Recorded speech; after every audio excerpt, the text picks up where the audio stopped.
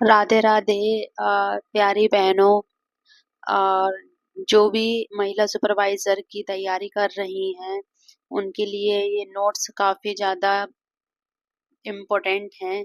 ये नोट्स जो हैं विनर्स के हैं। मैं विनर्स की स्टूडेंट हूँ एंड विनर्स से ही मैंने कोर्स लिया है और सारे नोट्स मेरे पास में विनर्स के हैं। तो मैं आप लोगों के साथ में साझा करना चाह रही थी काफ़ी टाइम से, बट हाँ, टाइम नहीं मिल पा रहा था। ये मेरी फर्स्ट वीडियो है।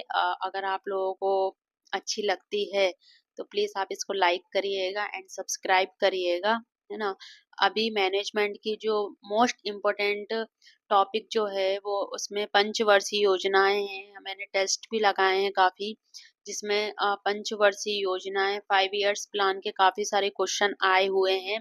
तो ये मैं आप लोगों के साथ में शेयर कर रही हूँ।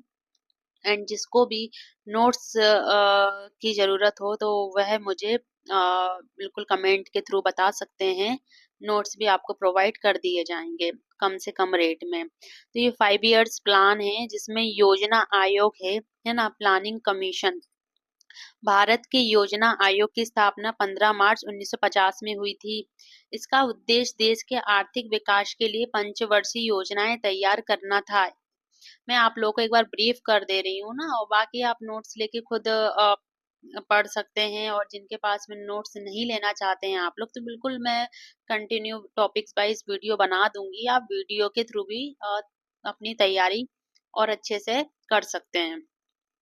आर्थिक विकास का उद्देश्य। इसका आर्थिक विकास का उद्देश्य आर्थिक विकास को बढ़ावा देना। योजना आयोग का लक्ष्य देश में तीव्र और संतुलित आर्थिक विकास को बढ़ावा देना था। इसने अर्थव्यवस्था के विभिन्न क्षेत्रों के लिए लक्ष्य निर्धारित किए और विशिष्ट समय सीमा के भीतर इन लक्ष्यों को प्राप्त करने की दिशा में काम किया। योजना आयोग पहला उद्देश्य इसका क्या था? आर्थिक विकास को बढ़ावा देना, जिसके लिए इन्होंने अपने लक्ष्यों को प्राप्त करने की दिशा में काम किया।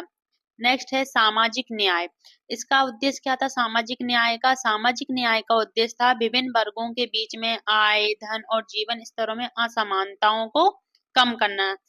तीसरा क्या है? तीसरा था गरीबी में कमी।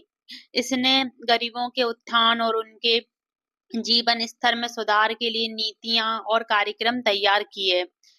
चौथा रोजगार सृजन। इसका उद्देश्य क्या था? रोजगार उत्पन्न करने वाले उद्योगों और परियोजनाओं को बढ़ावा देकर बेरोजगारी और अल्प रोजगार को कम करना। देखिए 21 पेज की पीडीएफ है। 21 पेज का तो मैं अगर बनाऊंगी तो काफी ज्यादा लॉन्ग वीडियो हो जाएगा, है ना। तो मैं अभी आपको शॉर्ट बना रही हूँ। अगर आपको अच्छा लगता है तो प्लीज आप इसको लाइक एंड सब्सक्राइब जरूर करिएगा प्लीज सिस्टर्स। पांचवा इनका क्या उद्देश्य था? बुनियादी ढांचा विकास। बुनियादी ढांचा विकास में इसमें परिवहन, संचार, ऊर्जा, जल आपूर्ति जैसे बुनियादी ढांचे के विकास पर ध्यान केंद्रित किया गया, जो अर्थव्यवस्था के समग्र विकास के लिए आवश्यक है। नेक्स्ट मानव विकास। मानव विकास आयोग ने शिक्षा, स्वास्थ्य देखभाल और कौशल विकास पर ध्यान केंद्रित करके मानव विकास पर भी जोर दिया। इसका उद्देश्य कुशल कार्यबल तैयार करना और नागरिकों के जीवन की गुणवत्ता में सुधार करना था। मानव विकास, ठीक है। पर्यावरणीय स्थिरता। बाद के वर्षों में योजना आयोग ने पर्यावरणीय स्थिरता को भी एक महत्वपूर्ण उद्देश्य मानना शुरू कर दिया था। इसका उद्देश्य पर्यावरण, प्राकृतिक संसाधनों की सुरक्षा सुनिश्चित करते हुए आर्थिक विकास को बढ़ावा देना था। अब क्या जाएगा? राष्ट्रीय विकास परिषद, एनडीसी। एनडीसी ये नियोजित विकास के समर्थन में राष्ट्र के प्रयासों और संसाधनों को मजबूत करने और संगठित करने के लिए स्थापित एक शीर्ष निकाय था। इसकी स्थापना कब हुई थी?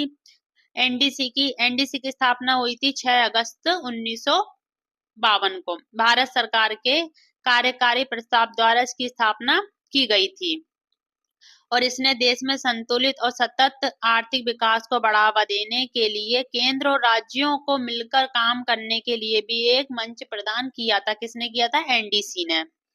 अब पंचवर्षीय योजनाएं अपने आ गई हैं, राष्ट्रीय विकास परिषद के कार्यों में शामिल हैं। ये किस में शामिल है? राष्ट्रीय विकास के परिषदों के कार्यों में शामिल हैं। पहला क्या है? योजनाओं का निर्माण। इसने अर्थव्यवस्था के विभिन्न क्षेत्रों के लिए संसाधनों, प्राथमिकताओं और रणनीतियों के आवंटन पर इनपुट और सुझाव प्रदान किए। दूसरा, योजनाओं को मंजूरी। एनडीसी का एक प्राथमिक कार्य पंचवर्षीय योजनाओं और अन्य महत्वपूर्ण राष्ट्रीय विकास कार्यक्रमों को मंजूरी देना था। अब है समन्वय। एनडीसी, ये सब एनडीसी के इर्द गिर्द हैं।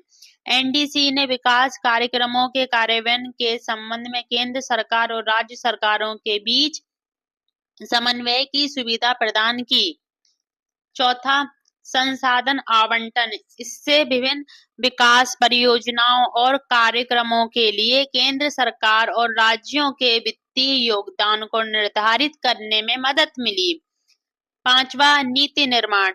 इसने आर्थिक विकास की प्रक्रिया में देश के सामने आने वाली चुनौतियों और अवसरों की व्यापक समझ को संभव बनाया। छठा क्या है? समीक्षा और निगरानी। एनडीसी समय समय पर विकास कार्यक्रमों की प्रगति की समीक्षा करने और उनके प्रभाव का आकलन करने के लिए क्या थी? जिम्मेदार थी एनडीसी। पंचवर्षीय योजनाएं अब अपने आ गई हैं फाइनली पंचवर्षीय योजनाएं। प्रथम पंचवर्षीय योजनाएं तो मोस्टली सबको ही पता होगी। प्रथम पंचवर्षीय योजनाएं क्या थी? 1951 से 1956। ये किस पे आधारित थी? ये हैरोल्ड डोमर मॉडल पर आधारित थी, है ना। और बचत बढ़ाने पर इसने क्या दिया था? जोर दिया था। पहली पंचवर्षीय योजना 1951 से 1956 तक थी और हैरोल्ड डोमर मॉडल पर आधारित थी। इसने किसको बढ़ावा दिया था? बचत के लिए, बचत पर जोर दिया था इसने, पहली पंचवर्षीय योजना ने। दूसरा क्या पॉइंट है इसका? इस पंचवर्षीय योजना की समय अवधि 1 अप्रैल 1951 से 31 मार्च 1956 थी।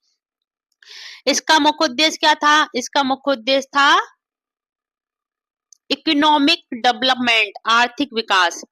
इसे ये प्रधानमंत्री किसके द्वारा चालू किया गया था? जवाहरलाल नेहरू द्वारा भारत की संसद में प्रस्तुत किया था। किसके द्वारा? जवाहरलाल नेहरू के द्वारा। इस पंचवर्षीय योजना के अध्यक्ष कौन थे? एक तो जवाहरलाल नेहरू और गुलजारी लाल नंद उपाध्यक्ष थे। 1956 के अंत तक 5 भारतीय प्रौद्योगिकी संस्थान स्थापित किए गए थे।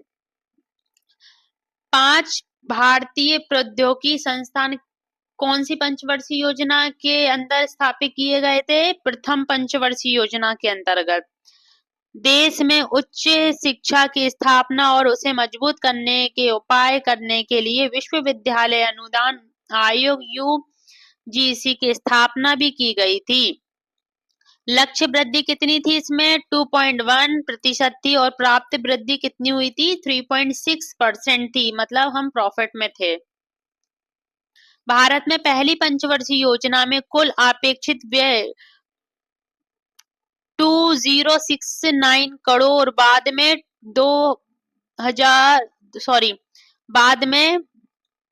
2378 करोड़ रुपए इसे निम्नलिखित क्षेत्रों में विभाजित किया गया था। कृषि एवं सिंचाई में कितना था? 779 करोड़, उद्योग में 530 करोड़, परिवहन और संचार में 360 करोड़ और सामाजिक सेवाओं में कितना था? 300 करोड़। प्रथम पंचवर्षीय योजना में वास्तविक व्यय था 1960 करोड़। इस अवधि के दौरान कई सिंचाई परियोजनाएं शुरू की गईं। भागड़ा सहित हरिकुंडा और दामोदर घाटी बांध, ये सब किसमें हुआ था? प्रथम पंचवर्षीय योजना में।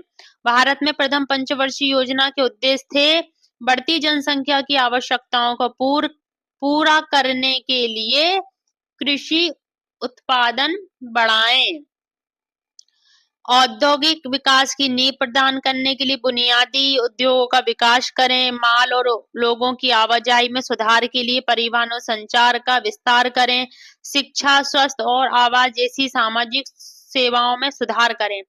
देखिए गाइस, मैं वीडियो के माध्यम से आपको ये पूरा ब्रीफ कर दे रही हूँ, है ना।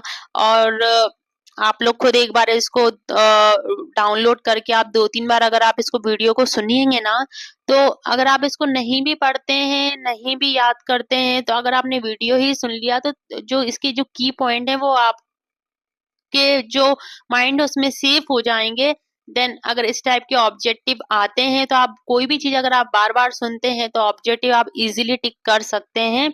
और अगर किसी को नोट्स चाहिए हैं तो प्लीज आप लोग मुझे कमेंट करके बता सकते हैं कि आपको नोट्स की नीड है। मैं आपका नंबर आपको प्रोवाइड कर दूंगी जिसके माध्यम से आपको सारे नोट्स आपको मिल जाएंगे। आप नोट्स से भी तैयारी कर सकते हैं और जिनको नोट्स नहीं चाहिए हैं वो वीडियो के माध्यम से भी तैयारी कर सकते हैं। वीडियो काफी लॉन्ग हो जाएगी इसलिए मैं इसको यहीं ड्रॉप कर रही हूँ। अगर आप लोगों को वीडियो अच्छी लगती है तो प्लीज आप इसको लाइक करिएगा, सब्सक्राइब करिएगा ताकि मैं नेक्स्ट वीडियो लेके आऊं। अगर लाइक ज्यादा होंगे तो ही मैं वीडियो लेके आऊंगी, वरना मुझे समझ में नहीं आएगा कि आप लोगों को वीडियो पसंद आई है या नहीं आई है। जय श्री राधे श्याम।